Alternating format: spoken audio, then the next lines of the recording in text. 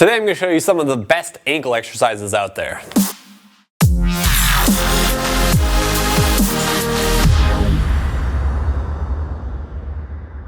What's going on, everybody? It's Blake Bowman here with Gorilla Design Fitness, and in today's video I'm going to be going over several of the best ankle activation, stabilization, and strengthening exercises. To begin, the ankle is a very, very important joint because it connects our body to the ground, right? We have to use it all the time, unlike our elbow or our shoulder, which are not really used as much of a point of contact as our ankles are, right? We're not walking around on our hands. So ankles are very, very important. And if there's dysfunction or something going on in the ankle that's pathologic, something that's causing pain, something that's a problem, something's not working right, you're going to most likely experience problems and symptoms upstream from the ankle and the knees and the hips and things like that.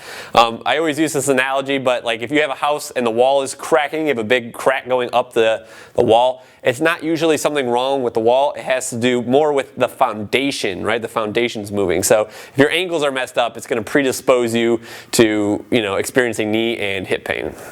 And anything else that's really north of the ankles, which is your whole body. Okay, so these exercises I'm about to show you are great for knee and ankle stability and activation.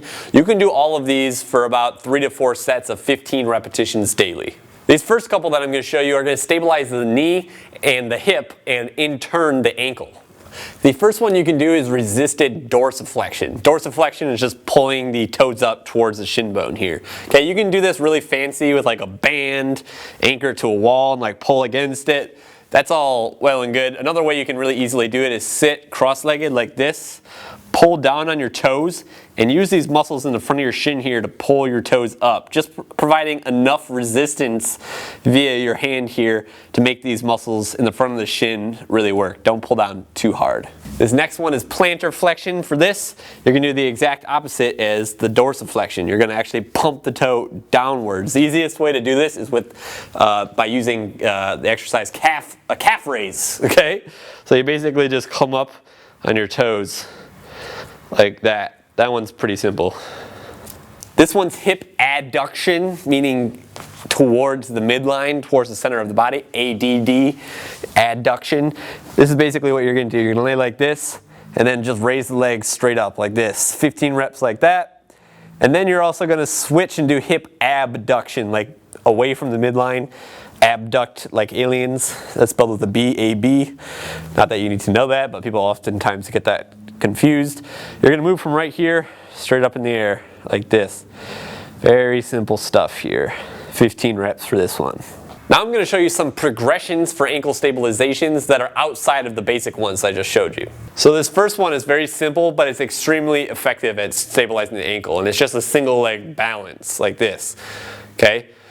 You'd be amazed how many people struggle with this that have had ankle injuries because their ankle stabilizers are all locked up. So for this, and for the rest of the time ones that I'm going to show, you can do these for sets of 30 seconds instead of repetitions. But that's the first progression in that. Okay, the next one you can do is, once you've mastered that, and you can stand on your leg for 30 seconds for multiple sets without falling over, close your eyes. Okay. Having the eyes closed makes this a lot more challenging because your ability to stabilize and balance is really reliant on your visual, your eyes, basically, your ability to see. So if you can't see, it makes your stabilizers work a lot more, and it helps your body develop more proprioception, which is basically your ability to like balance when it gets boiled down. Okay, so that's the first exercise right here. Second one, doing that with eyes closed. And then, if you really want to progress, you can get on a stability pad. This is just like a cushion that makes the surface kind of like malleable, so it's hard to stand on this. You can move to something like this. However, I'm not a big fan on training in unstable environments like this until you've mastered being able to balance on a stable surface like the ground. It really makes no sense to do that on this pad or even something like a Bosu ball if you can't even do it on the ground first. So if you reach up to that point, this is the next progression. If you can do this with your eyes closed on the ground for multiple sets of 30 seconds without falling, then maybe hop on there and do that with your eyes open, and then once you master that, go back to closed on there or on a BOSU ball. This is one that I really like, the single leg deadlift, okay? Single leg RDLs. This is a very complex exercise that I'll probably have to make a totally another video for in the future.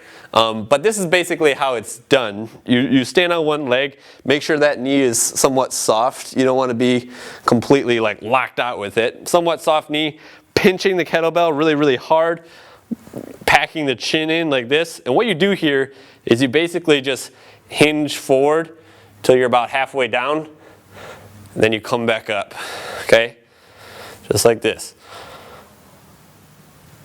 Trying to keep your hips stacked on top of each other. You don't want to open up your body like that. You want to keep everything pointing straight down.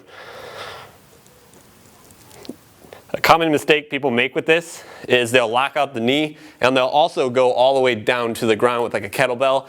You don't need to do that. Start off with just your body weight. Stop about halfway down your shin or maybe just below your knee, and that'll be fine. For this exercise, 15 reps. There you have it, people. I'd recommend you start with all of those exercises and kind of as you go along, discern which ones are giving you the most benefit.